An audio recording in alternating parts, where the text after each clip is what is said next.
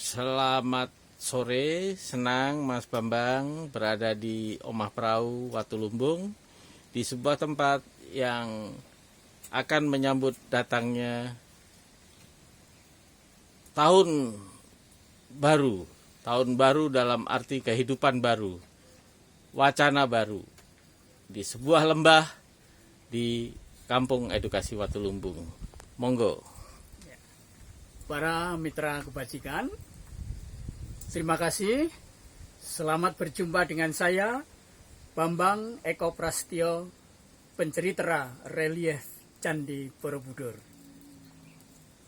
Pada saat ini, saya berjumpa dengan Mas D.N. Kustolo yang telah berhasil mengubah cerita, mengubah narasi yang pernah saya aturkan menjadi sebuah sajian berupa komik luar biasa. Ceritanya Hasti Jataka. Ya. Ingin tahu? Ya. Demikian yang saya dengar.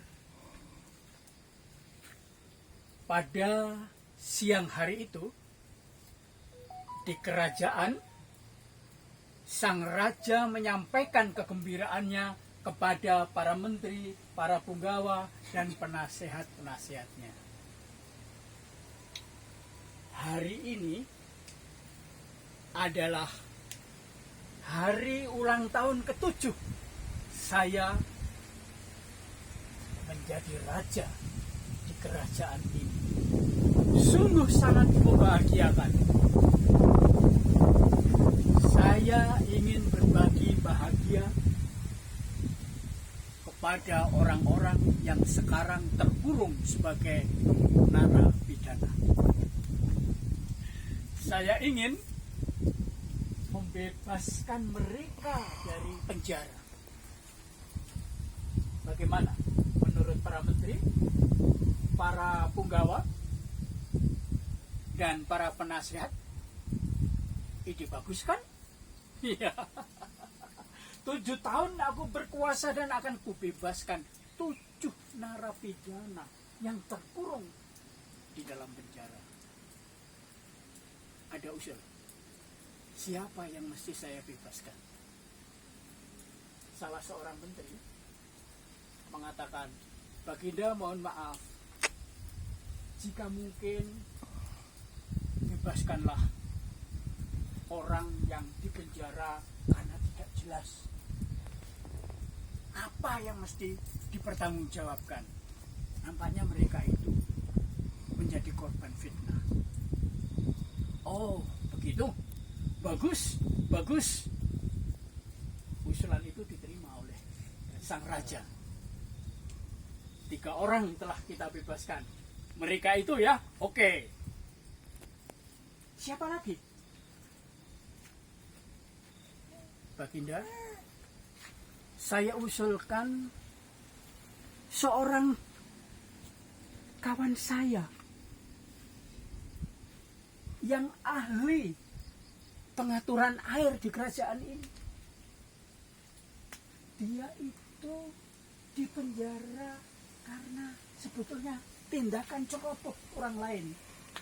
Bukan dia yang merusak saluran itu, tapi memang ada pihak lain yang sampai hari ini tidak diketahui. Oke. 4. Masih 3. Baginda, ada juga kok orang-orang yang hanya karena mencuri. Dia mencuri, tapi dianggap mencuri dengan pemberatan. Ada 2, Baginda. Oh itu, ya saya ingat. Boleh. 6 orang telah kita bebaskan. Lalu siapa lagi? Ada usul? Baginda, saya mohon maaf. Ada seorang tokoh masyarakat yang sekarang masih terpenjara. Maaf, ia adalah orang yang selalu menyampaikan ujaran kebencian memfitnah Baginda.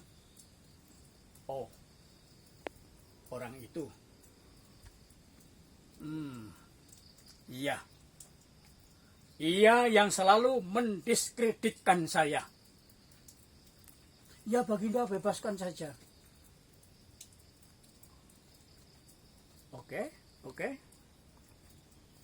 Saya setuju, tapi dengan syarat. Ia boleh bebas, namun dia dan keluarga besarnya, siapapun yang masih ada hubungan famili dengan dia, harus meninggalkan kerajaan ini. Oh Baginda, seperti itu keputusan Baginda? Iya. Aku tidak mau orang itu, istrinya, anaknya, orang tuanya, atau kerabatnya, ada yang masih tinggal di kerajaan ini. Semua harus pergi. Semua bingung, semua bengong. Karena raja mengambil keputusan yang demikian memberatkan orang yang di penjara itu. Tapi apa yang sudah dikatakan raja adalah hukum. Oke, para menteri, para punggawa, dan para penasehat, besok jam 6 pagi kita sudah ada di depan penjara itu. Siap?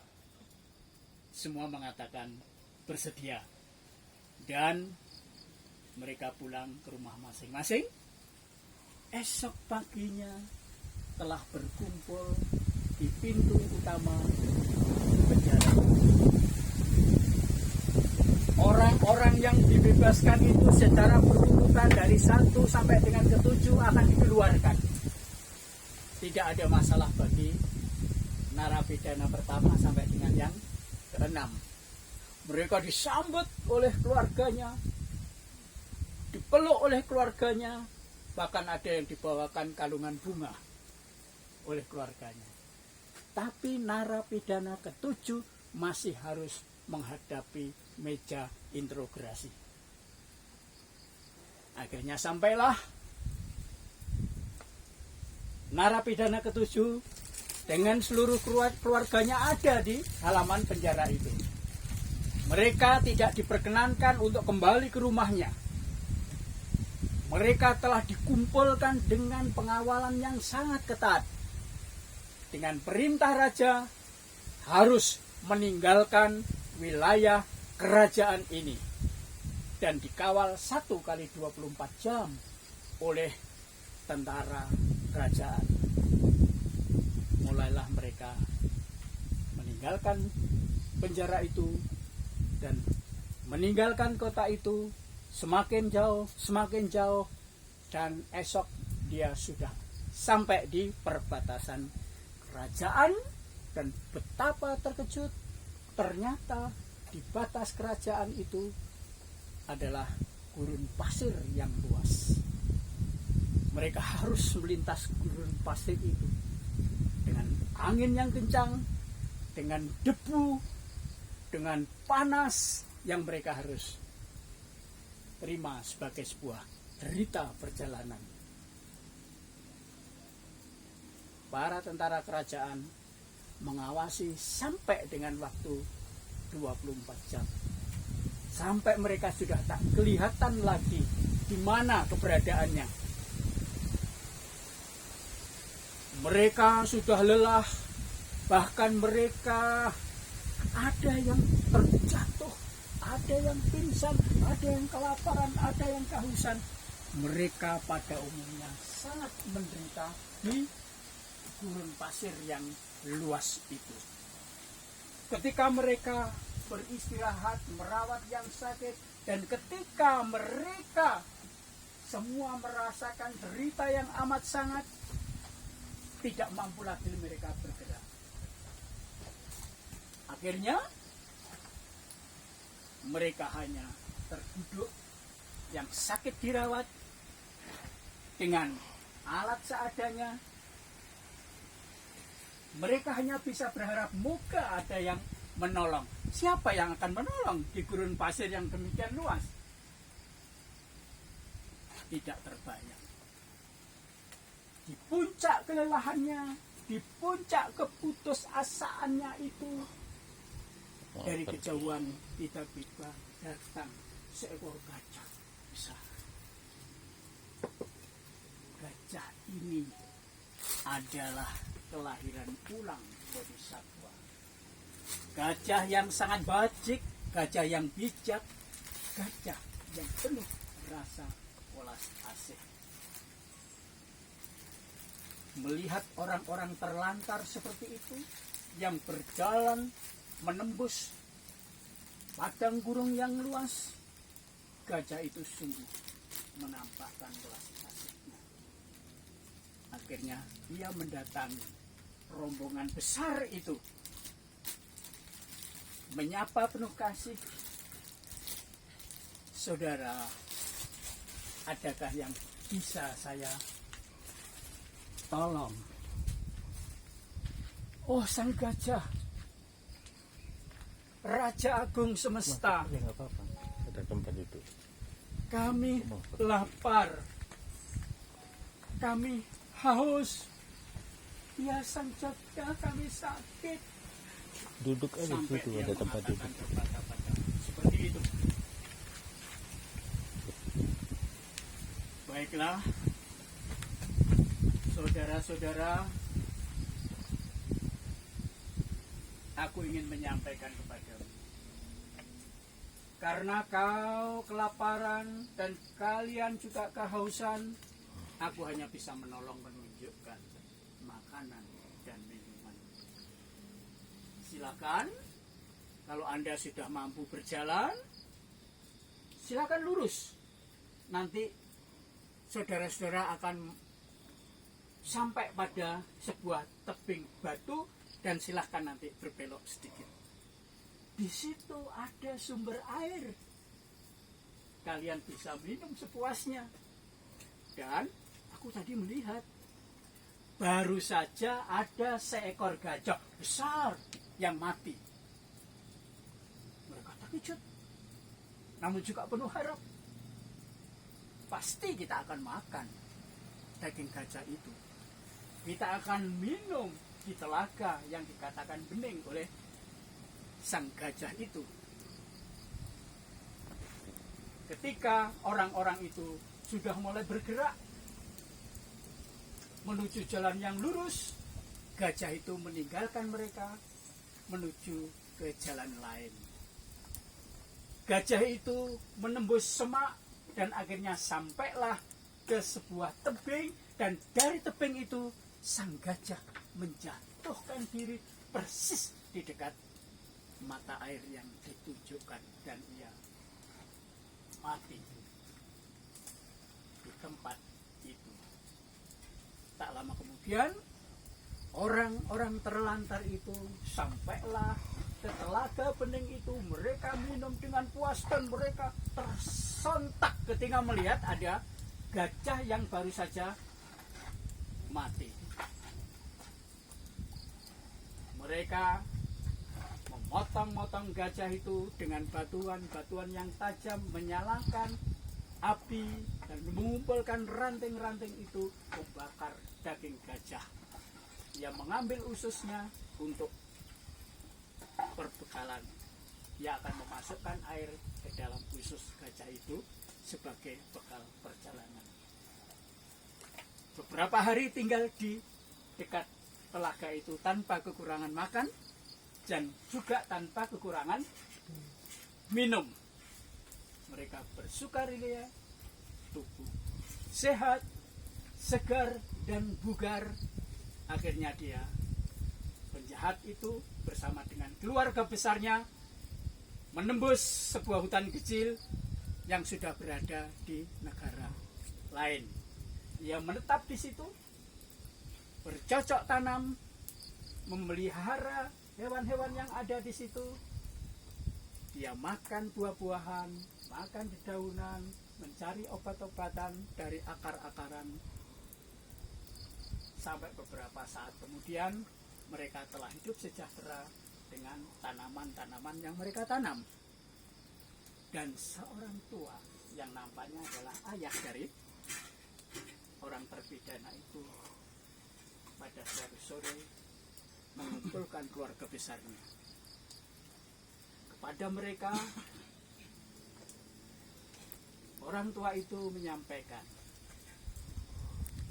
hadir di dalam mimpiku gajah yang pernah menolong kita. Dan dalam mimpi itu aku diberitahu bahwa ternyata gajah yang menolong kita itu adalah gajah yang kita konsumsi di pinggir telaga bening itu. Mereka semua terdiam. Mereka semua kagum dan mereka sepakat berkunjung di titik di mana gajah itu dulu mereka temukan. Mereka bersepakat di tempat itu dibangunlah sebuah stupa untuk mengenang kebajikan, kebijakan, keikhlasan, kewelasan yang telah diteladankan oleh sang gajah penolong, yakni Bodhisattva yang terlahir pada masa lampau. Demikianlah kawan-kawan, Mas Gus, terima kasih telah menggubah kisah yang berjudul Hasti Jataka itu menjadi sebuah komik yang menarik. Sudah lebih dari 24 orang membaca. Ya, karena ini sudah lebih dari 24 hari. Saya hanya batasi 1 hari satu orang. Ya sekarang maaf sudah agak busut, tapi tidak apa-apa. Busut toh bermartabat dan bermanfaat. Terima kasih ya Mas Gus. Iya. Masih ada filenya kok. Oh iya, syukurlah. Nanti Sudah direvisi. kalau mau dicetak ya. Ada revisi-revisi kecil yang sudah saya sampaikan. Sekali lagi terima kasih Mas Gus, terima kasih Mbak Boy, Mas Bejo, Mas Agus, semuanya juga kakak-kakak, adik, cucu, ya, juga Mbak Bejo. Terima kasih sekali. Next kita ketemu lagi. Oh, nanti saya masih akan bercerita 2 kali lagi menurut sang sutradara. Mbak Boy, terima kasih.